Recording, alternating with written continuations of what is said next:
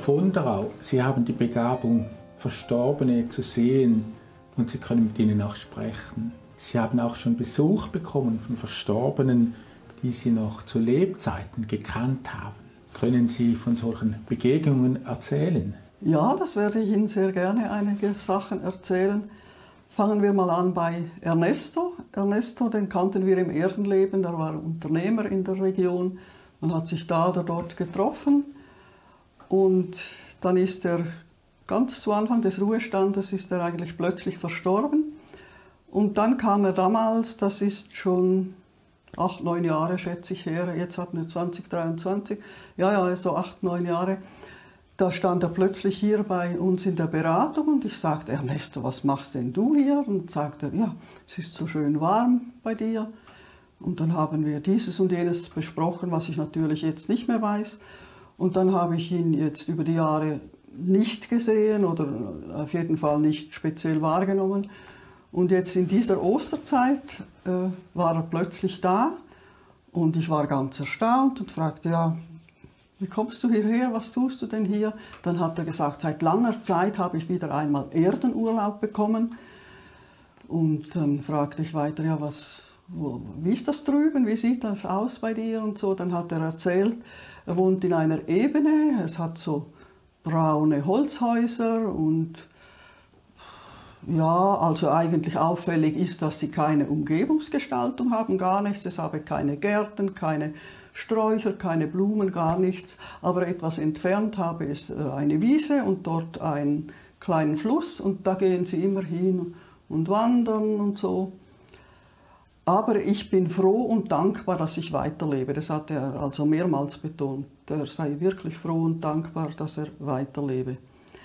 Dann haben wir uns gemeinsam an eine Begebenheit in seinem Erdenleben erinnert. Wir waren eingeladen bei ihm zu Hause zu einem großen Essen und das war ein langer Tisch, etwa 12 Personen und dann zeigte seine Frau zu einem Nebentisch und sagte, diesen Tisch konnte ich nicht wegräumen, der Ernesto, der hat so viele Bücher, aber er sagt, man darf es nicht wegräumen, der braucht das, muss da nachlesen. Und dann schaute er so über den langen Tisch und sprach zu mir, ja, mit dir könnte ich darüber diskutieren, ich studiere nämlich das Thema Reinkarnation. War mir ja eigentlich peinlich, oder? Und dann sagte ich, ja, und wie hast du dir das Leben vorgestellt nach diesen Büchern oder so? Dann sagte er, ja, nach dem Studium dieser Bücher kam ich zum Schluss, dass ich, wenn ich sterbe, geht der Geist heraus und die Seele heraus und irgendwo im Universum bin ich wie eine Energiewolke und warte da, bis ich wieder auf Erden inkarnieren kann. Und dann hat er so irgendwie den Kopf geschüttelt und sagte, du, das war in einem Buch so beschrieben, aber eben, ich sage dir, ich bin froh und dankbar, dass ich in dieser Form weiterleben kann. Ab und zu kommt so ein Controller, also Entschuldigung, es ist ein höheres Wesen, aber kommt so einer vorbei, der ist mir sehr wohlgesinnt und der erzählt dann, Ernesto, du sollst dich weiterentwickeln, du musst doch weiterkommen. Aber so ganz die Botschaft dahinter begreife er eigentlich nicht. Und dann habe ich noch gefragt, ob er denn immer allein in dem Hause wohne. Und dann sagt er, ja, die Häuser sind nicht so groß wie ein großzügiges Gartenhaus auf Erden. Aber einmal haben sie ein anderes Wesen gebracht, das musste bei ihm wohnen und das Wesen habe laut geweint und das Wesen habe laut gebetet. Also es war sehr schlimm. Und dann war er einmal wieder auf so einer Wanderung und wie er später zurückgekommen ist, war das Wesen, Gott sei Dank, nicht mehr da bei ihm. Dann fragte ich ihn, ja, wie war denn deine Ankunft drüben, wie war denn das vor sich gegangen? Und dann sagt er, ich weiß es eigentlich auch nicht. Plötzlich stand ich auf einem großen Rasen, könnte sagen, so wie ein Fußballplatz, und am Rande waren einige Verwandte und einige Bekannte und ich habe mich riesig gefreut. Die waren ja schon lange verstorben, ich habe die herzlich begrüßt, die Bekannten vom Dorf auch. Und schon kam das Wesen, nahm mich mit und ich sage dir, in Sekundenschnelle war ich weg und war in dieser Siedlung, wo ich jetzt noch bin. Diese Siedlung, so wie Sie beschrieben haben, ist relativ karg. Ja, das hat mir schon zu denken gegeben. Also das ist eine Ebene, wo wirklich noch kein himmlisches Leben man sich vorstellt. Aber dieses Wesen kam ja und hat ihn aufgemuntert, eben Schritte zu tun. Ja, und da wollte ich etwas sagen, als er das erzählt hatte. Und mein Schutzgeist machte sofort so, also ich darf nichts sagen. Und dann wollte ich doch etwas rüberbringen, das vielleicht seine Gedanken anregt und sagte, Ernesto, soll ich für deine Frau beten? Schaute mich ganz erstaunt an, sage ich, ja, beten gibt ein Licht, eine Kraft und deine Frau hat Kinder und Großkinder, sie hat doch sehr viel damit zu tun. Er hat mich nur angeschaut, er hat das nicht begriffen. Was ich noch erwähnen wollte, seine Kleidung. Ich habe ihn gefragt, was sie denn da für einen Umhang tragen, dann hat er gesagt, als er rüberkam, er war ja nur kurze Zeit im Spital, da habe er eigentlich die Straßenkleider getragen, wie beim Spitaleintritt. Und dann, als er in dieser Ebene war das plötzlich irgendwie weg und er trug, was die anderen alle trugen in dieser Ebene, so einen Rock, am ehesten vergleichbar mit einem Kapuzinergewand. Aber was ihm noch aufgefallen sei, die Farbe sei fast überall gleich, aber es seien sehr verschiedene Stoffe, die einen feineren Stoff, die anderen einen gröberen Stoff, die anderen etwas fast ein schweres Gewand, das sei so der Unterschied gewesen. Aber er war dann auch irgendwann, schauten wir uns noch an und schon war er wieder weg. Sie haben gesagt, dieser Geist habe gesagt, er habe Urlaub bekommen, um die Erde zu besuchen. Mhm. Ist man dort in eine bestimmte Ordnungsstruktur eingebunden? Ja, also da gibt es ja ganz, ganz Verschiedenes. Aber bei ihm hatte ich fest das Gefühl, dass er dorthin gekommen ist und dort bleiben muss und dass er nicht zurück auf die Erde gehen kann. Ich habe schon welche erlebt, die können ganz leicht hierher kommen und ich habe schon welche versucht hinzuziehen, weil ich irgendetwas besprechen wollte oder so. Es gibt welche, die dürfen einfach zurück auf die Erde immer wieder. Und es gibt welche, die kann ich gedanklich nicht erreichen. Und bei ihm hatte ich fest das Gefühl, also er darf nicht. Haben Sie noch weitere solche Begegnungen erlebt? Ja, auch in dieser Osterzeit 2023 ist Margret vorbeigekommen. Die habe ich in einem meiner ersten Bücher auch beschrieben. Ich habe 2017 die ersten 2 Bücher geschrieben und da habe ich sie auch erwähnt, weil sie war besonders lang bei mir. Die Margret, die kannten wir auch vom Erdenleben her. Wir haben sie in einem Club 2-, 3-mal oder 4-mal im Jahr gesehen und so als sympathische Kollegin kennengelernt. Und dann war sie plötzlich verstorben und kam zu mir und wir haben dies und das besprochen. Sie kam auch nach mir zu Hause. Und ich sagte, weshalb bist du nicht bei deinem Lebenspartner? Dann sagt sie, ja, der hört mich nicht, der sieht mich nicht und so weiter. Und eben jetzt in dieser Osterzeit ist sie wieder gekommen und dann habe ich sie gefragt, wie geht es dir gut oder so und was tust du drüben? Und dann hat sie erzählt, dass sie drüben in einer Nachrichtenzentrale arbeite, eigentlich ähnlich wie auf Erden. Auf Erden war sie in einer Auskunftszentrale und dort ist sie in einer Nachrichtenzentrale. Und dort kommen von der Erde Nachrichten herein, die sehen Sie schon fast wie so Lichtbänder. Und wenn auf einem Lichtband so ein leuchtendes Knötchen oder was ist, dann wissen Sie, das ist eine dringliche Nachricht. Und dann können Sie da wie einen Chip herausziehen und geben das einem Boten und der Boten gibt das weiter.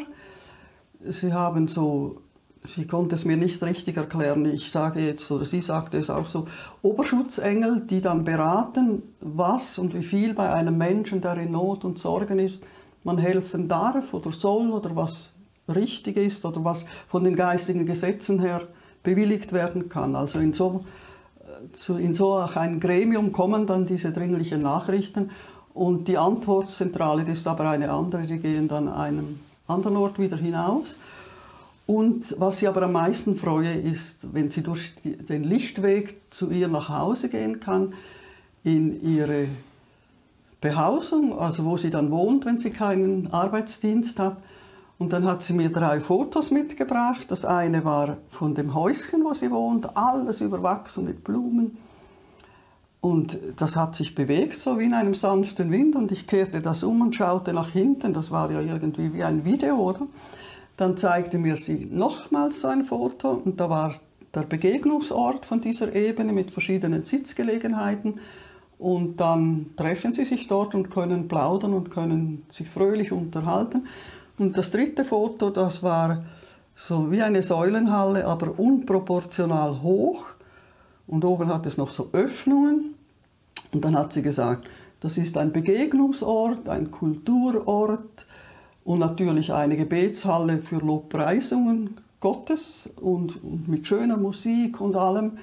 Und der Turm sei deshalb so hoch und habe diese Öffnungen, weil dort mit Lichtstrahlen in die weite Ebene hinaus wie die Nachricht durchgegeben wird, dann und dann ist das und das eben in dieser Halle. Dann fragte ich sie noch, wie war denn deine Ankunft drüben?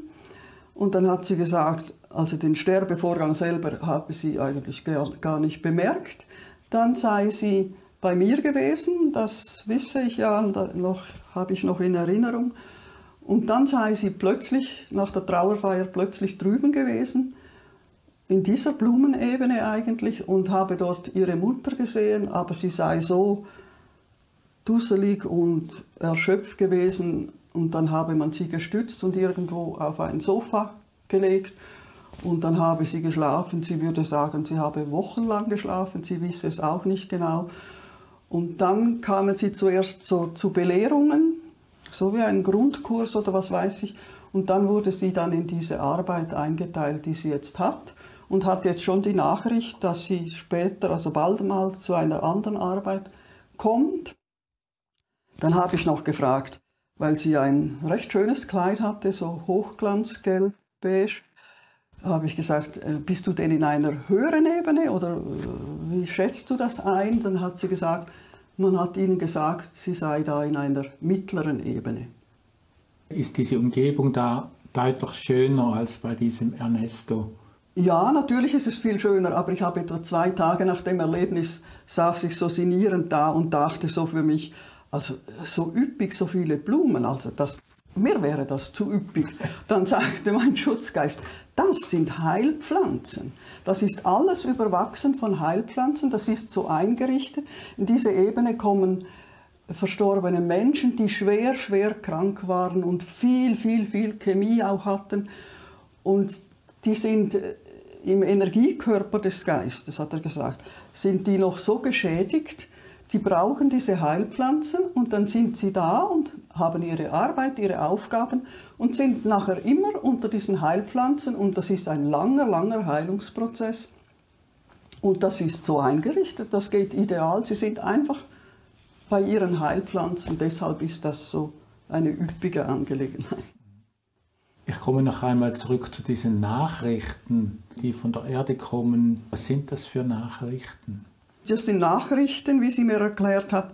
Die Schutzengel begleiten ja die Menschen. Und die Menschen haben ihre Sorgen und Nöte und beten dann um Hilfe. Und der Schutzengel ist ja sehr für seinen Schützling besorgt. Und dann kann er das weiterleiten. Und das muss aber geklärt werden, weil die geistigen Gesetzmäßigkeiten sind ganz genau und auch die Lebenspläne der Menschen sind ganz genau und die müssen auch durch Sorgen gehen oder so. Und das muss oben abgeklärt werden. Das habe ich auch in einem meiner Bücher geschrieben. Das geht nicht so einfach. Es muss alles zuerst geklärt werden. Und deshalb kann ein Schutzengel, selbst wenn ich eigentlich gut mit ihm sprechen kann, gibt es manchmal keine Antwort und vielleicht nach einem Tag eine Antwort oder vielleicht auch gar keine Antwort, hat auch wieder eine Bedeutung. Also Sie müssen alles nach oben abklären und es kann keiner eigenmächtig handeln, das geht nicht. Frau von Drau, Sie haben mir im Vorgespräch von einer weiteren Begegnung erzählt. Ah ja, das war die Irene, das war an Ostersonntag, war ich zu Hause, habe so morgens früh in die Natur hinausgeschaut, dann sah ich so aus dem Augenwinkel ein ganz helles Wesen, also ein helles Weiß, wie wir es auf der Erde gar nicht kennen. Und das schob so eine Person vor sich her und ich erblickte Irene, die ich vom Erdenleben her auch gut kannte. Und ich habe mich gefreut und dann kam schon der erste Gedanke, sie war ja dement, als sie noch im Erdenleben war. Und sie hat sofort reagiert und hat gesagt, ach weißt du, das war nicht so wichtig. Und ich sage, ja, wie geht's dir drüben, wie fühlst du dich denn? Und sie erzählte, ja, weißt du, so himmlisch, wie wir uns den Himmel vorstellen, war das drüben jetzt doch wieder nicht. Aber ich bin sehr zufrieden. Wir müssen da Schulen besuchen und es sind schöne, aber sehr strenge Wesen, die erklären uns den Heilsplan, den Erlösungsplan und die Gesetze, die geistigen Gesetze. Und wir müssen das so vertiefen, wir müssen das lernen und dann vor die Klasse hinstehen und das mit Herz wiedergeben, eben wie das sich eigentlich verhält. Und dann, wenn wir das können, wenn sie mit uns zufrieden sind, müssen wir in eine tiefere Ebene hinuntergehen, die dann viel weniger schön ist, als wie es bei uns ist, und dort diesen Wesen das erzählen. Aber diese Wesen muss man trösten und ihnen schauen und so und immer wieder da etwas einfließen lassen und viel Geduld haben, dass sie das überhaupt einigermaßen begreifen. Aber im Geistigen ist das so schön, wir haben viel Zeit, wir können das erklären und nochmals erklären. Und sie darf sogar von ihrem Erdenleben erzählen, wie sie da in Indien war und in diesem Klostercampus, in diesem Buddhismus das genossen hat mit diesen Menschen aus aller Welt, die da gebetet und gesungen haben. Und da habe ich mich dann noch erkundigt und habe gehört, der Buddhismus, der schwingt in Violett und das Christentum schwingt in Weiß, aber sie war ganz für diesen Buddhismus und ist eben immer wieder dahin gereist. Das alles können sie dann in dieser tieferen Ebene erzählen und dann kommen sie wieder zurück und können wieder die Erholung und das pflegen. Und dann müssen sie immer wieder in diese Schulen. Und sie sei ja in ihrem Erdenleben Lehrerin gewesen und das gefalle ihr doch sehr, sehr gut. Kommen noch einmal zurück zu dieser Irene. Sie war zu Lebzeiten dement. Das heißt, die Demenz ist im Jenseits aufgehoben. Also ich habe sie nicht nach der ersten Anfangsphase befragt. Sie hat auch nichts erzählt von ihrer Ankunft drüben. Aber sie hat sofort gesagt, das hat mir überhaupt nichts ausgemacht. Demenz ist ja eine Sache von der Heilenergetik her. Die rechte Hirnhälfte ist energetisch nicht mehr intakt. Die emotionale Ebene, die bleibt ja, das wissen ja alle, die mit Dementen zu tun haben. Und im Geiste ist ja das kein Faktor. Der Geistkörper, das ist ja auch bei einer Amputation. Wenn der drüben ist als Geist, hat er ja sofort einen kompletten Körper. Das tangiert den Geistkörper nicht, würde ich sagen. Ich müsste mal genauer noch mit meinem Schutzengel darüber sprechen, aber nein, von meinem Verständnis oder wie ich es auch sehe, ist das kein Problem. So wie Sie berichten, macht jeder seine eigenen Erfahrungen in verschiedenen Umgebungen. Ist das Jenseits denn so groß und vielfältig? Ja, natürlich, was ich da schon alles gehört habe, das ist ein Riesenspektrum von einfachsten Ebenen bis in schönere Ebenen. Aber von den schönsten Ebenen, da hört man natürlich als Mensch sowieso nichts. Aber ich habe bei allen das Gefühl, sie sind in ihrem Rahmen zufrieden und dankbar, wie sie drüben aufgenommen werden, wie sie drüben belehrt werden. Also ich denke auch, kein Mensch muss Angst haben vor dem Tod. Wenn er einigermaßen richtig gelebt hat, kommt er in die passende Schwingung, wie seine eigene Schwingung ist. Das ist ja mit magnetischer Sicherheit. Und wenn einer ganz intensiv an die Erde denkt und ein freier Geist ist, wie man so sagt, dann kann er auch wieder mal auf die Erde kommen und hier bei den Angehörigen schauen und sehen, wo er Fürbitte leisten will, dass da oder da geholfen wird oder so. Nein, es ist einfach ein Übergang, aber die Erde ist ja die Prüfstation und die geistige Welt ist unsere wirkliche Heimat. So einfach ist das eigentlich. Und mir hat noch kein einziger erzählt von den Büchern, da sind ja pro Buch etwa 70 Begebenheiten, hat sich noch kein einziger beklagt. Das Sterben war furchtbar oder drüben war es furchtbar oder so. Es ist jeder in seinem Rahmen zufrieden, eben er bemängelt vielleicht etwas. Oder ich habe jetzt auch wieder Notizen gemacht über einen Uneingereihten, dem es zu wenig komfortabel ist da drüben, weil er auf Erden in diesem hohen Komfort gelebt hat. so wie Sie beschreiben, kann man volles Vertrauen in die geistige Welt haben. Ja, sicher. Es wird ja jeder Mensch begleitet, von der Wiege durch das ganze Leben. Es wird hinübergeleitet. Und ich habe von den vielen, vielen Sachen, die ich gehört und auch niedergeschrieben habe, es waren alle zufrieden und sind in eine Ebene gekommen, die zu ihnen mehr oder weniger passt. Und ich freue mich auch, dass sie das einer größeren Öffentlichkeit zugänglich machen, dass wieder manche Menschen die Angst auch vor dem Hinübergehen verlieren. Die Erde ist ja die Prüfstation und unsere Heimat ist ja drüben. Und so freue ich mich, dass das so ist. Frau von Drau, herzlichen Dank für das Gespräch. Ich danke Ihnen.